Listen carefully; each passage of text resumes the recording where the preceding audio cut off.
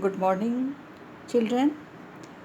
This is NCERT book of chapter Health and Diseases, and in this chapter, now I am going to describe about the principles of prevention. See here, all of what we have talked about so far deals with how to get rid of an infection in someone who has the disease. But there are three limitations of this approach to dealing with infectious disease. Treatment of an infectious disease after it has affected one or more persons of a locality is not the correct approach. Such approach has three limitations. Number one, if someone suffers from a disease. See here, the first is that once someone has a disease, so their body functions are damaged and may never recover completely. If someone suffers from a disease, the body does not function properly and one may take long time to recover, and in certain diseases may not recover at all. Second is that treatment will take time, which means that someone suffering from a disease is likely to be bedridden for some time even if we can give proper treatment. Treatment of an already infected person takes time, and therefore the diseased person may remain bedridden for some time even if he gets proper treatment. For example, suppose a person suffering from pneumonia, or typhoid is required to take rest for several weeks. Is it clear? After the treatment is over, कोई व्यक्ति अगर बीमार है, अगर उसको suppose करो कि वो ठीक भी हो गया, किसी को अगर मान लो टाइफाइड हो गया है और ठीक हो गया है, लेकिन वो क्योर तुरंत नहीं हो पाता, उसको कुछ समय के लिए क्या चाहिए? रेस्ट चाहिए, कंप्लीट रेस्ट चाहिए. कई वीक लग जाते हैं रिकवर होने में, उसको स्ट्रेंथ आने में. थर्ड क्या होता है कि third is that the person suffering from an infectious disease can serve as the source from where the infection may spread to other people. This leads to the multiplication of the above difficulties. It is because of such reasons that prevention of diseases is better their cure. ये question बहुत important अक्सर पूछा जाता है कि how describe prevention is better than cure. तो कैसे prevention better है क्योर से? When we get an infection, suppose the infectious agent keeps multiplying in our body, वो मल्टीप्लाई कर रहा है हमारे बॉडी में. In such situations our body becomes a good source of infection. Suppose if one student in a class has influenza or measles, students sitting around him may easily get infected. So considering these facts, it is always better to oppose or prevent a disease than to cure it. Preventive measures are taken prior to onset of the disease. Such actions minimize the possibility of the occurrence of the disease. Successful prevention depends upon our knowledge of infectious agents, their transmission, and identification of risk factors and risk groups. Suppose general prevention of infections. There are two types of prevention, you can say. General prevention of infectious diseases and specific prevention of infectious diseases. General prevention of infectious diseases. How can we prevent diseases is given. So 2 ways, one general and one specific. General way, suppose exposure to airborne microbes can be prevented by providing living conditions that are not overcrowded. Always use A mask. अभी corona में आप सभी mask use कर रहे हैं ना, तो mask use करना चाहिए when you visit a patient suffering from infectious disease. Rivers, ponds and ground water are the main source of drinking water. अब इसकी सफाई होनी चाहिए हमेशा. So to prevent water borne infectious agents, arrangement of clean drinking water at the community level should be provided. One should make it a habit to wash hands before taking meals.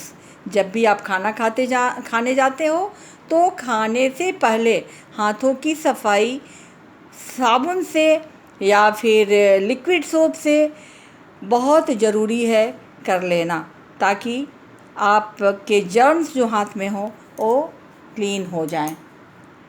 Third, exposure to vector borne disease can be prevented by checking the growth and breeding of vectors like mosquitoes, flies, cockroach and rats.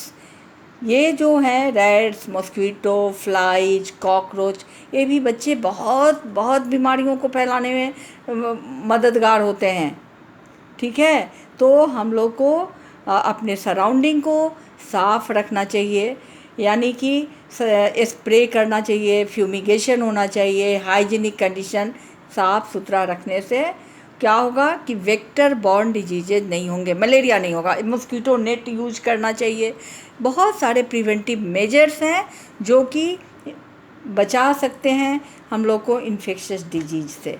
So general, ये तो general prevention हो गया infectious disease का. लेकिन कुछ जो specific है, specific prevention जो है इन्फेक्शियस डिजीज का कैसे बचना चाहिए, उसके बारे में भी आप लोगों को जान लेना ज़रूरी है. इन्वायरमेंट वगैरह हमारे इम्यून सिस्टम को ही क्या करना है, मजबूत कर देना है. We are expose to several types of infectious agents daily. ऐसा होता है ना कि हम लोग तो रोज़ जाते हैं and we do not always suffer from many diseases. क्या ऐसा होता है कि हम लोग हमेशा बीमार पड़ जाते हैं? ऐसा नहीं होता है. हम लोग डेली इनहेल करते हैं इन्फेक्शियस एजेंट को, बट हम लोग हमेशा बीमार नहीं होते. क्यों नहीं होते? Because we have an immune system which protects our body from infectious agents. As soon as any foreign body or infectious agent enters our body, it is immediately recognized by the immune system. और ये जो immune system है उसमें large number of soldiers होते हैं जिसको कहते हैं WBC, white blood cells, which kill, engulf and digest the infectious agents. Infectious agents means bacteria, virus, protozoans, जो भी पैथोजेंस हैं उसको वो इनगल्फ कर देता है. कंसेक्वेंटली क्या होगा कि हमारा बॉडी जो है does not show any effect of the disease. However you must have observed that if one student of your class gets influenza infection, तो क्या होगा, अगर किसी को हो गया उसके आसपास में बगल में कोई बैठता है उसको भी हो जाता है, या कुछ बच्चे हैं जिनको नहीं भी होता है. It is because the immune system of the students who got infected was weak and could not strongly oppose the infectious agents. या लेकिन कुछ का उसे में इम्यून सिस्टम अगर स्ट्रॉन्ग है तो फिर उसको नहीं होता है. ठीक है ना. सो इसको समझने के लिए suppose let us now understand how does the immune system fights with an infection whenever the infecting agents enter the body. मान लो जब हमारे शरीर में इंटर कर गया तो फिर हम लोग क्या करेंगे, इम्यून सिस्टम क्या होता है, एक्टिव हो जाता है। Whenever infecting agents enter our body, immune system becomes active. It works with the help of leukocytes, that is WBC, or it instructs WBC to produce some specific molecule that is known as antibodies. जैसे ही हमारे body में antigen गया, okay, antibodies produce हो गया। These are antibodies क्या है? Protein है, which circulate in the body fluids, यानी blood, plasma and lymph, and are the real weapons of the immune system. Antibody क्यों प्रोड्यूस होता है? Antibodies are produced in response to foreign molecules called antigens. Is it clear? Antigens are mostly proteins or polysaccharides present on the cell walls of bacteria and other cells or on the coat of viruses. Doctors and other paramedical staff working in the hospitals are exposed to several infectious diseases. Their body may suffer mild infections and they respond to the antigen of these infections by producing antibodies. अब यह क्या दिखाता है कि mild attack of a disease may prevent a more severe attack later on. This forms the basis of immunization. Immunity, immune system को strong करने के लिए इम्यूनाइजेशन किया जाता है, यानी to induce immunity against some serious infectious disease vaccines are used. Vaccine के use करने से भी क्या होता है कि हमारा इम्यून सिस्टम स्ट्रॉन्ग होता है। A vaccine can be defined as an immunising agent which provides a specific protection against a given disease. यहाँ आप देख सकते हैं immunization process, it is given in your NCERT book. So what is vaccine? समझ गया vaccine क्या है?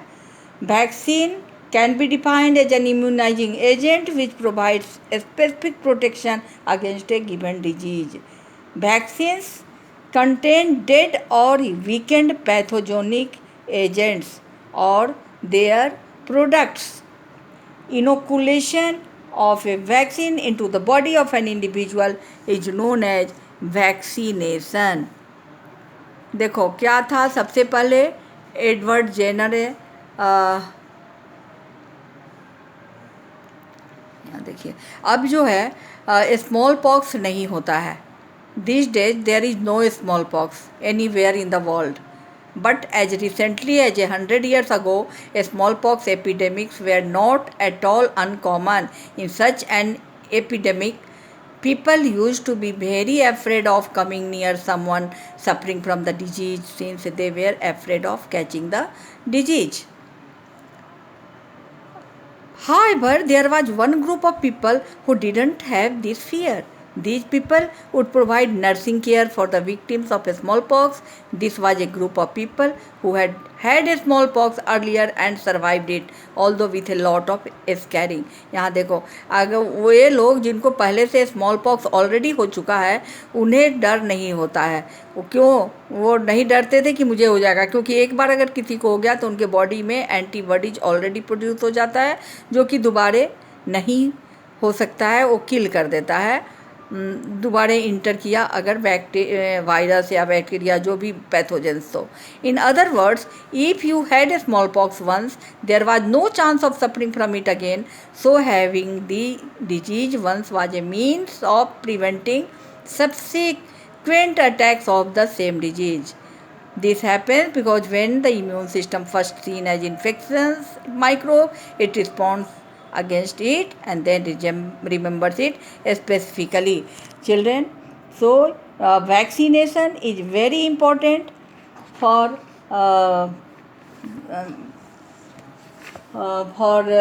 to become healthy. So vaccines against BCG, polio, measles, mumps, chickenpox, etc. contain live, modified or weakened organisms which have lost their capacity to induce full-blown disease but retain their immunogenicity. Some other vaccines consist of killed organisms or their parts which stimulate immunity when injected into the body. Vaccine जो typhoid का है, cholera है, या hepatitis A, hepatitis B, Japanese encephalitis etcetera contain killed organisms. Live vaccines are more potent immunizing agents than killed vaccine. So सबसे पहले first vaccine was developed as early as 1798 for inducing immunity against smallpox. ठीक है, तो अब vaccination, you go through this topic, and if you have any problem, ask. Thank you. Have a nice day.